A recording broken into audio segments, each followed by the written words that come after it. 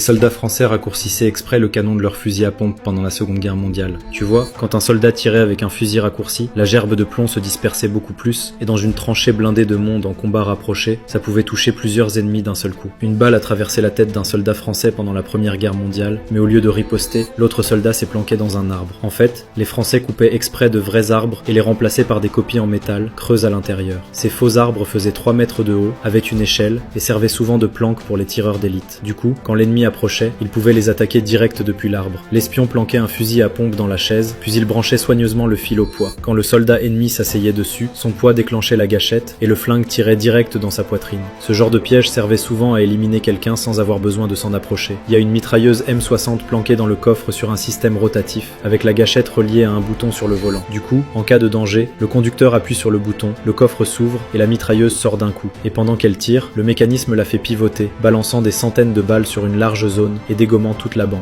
Abonne-toi s'il te plaît.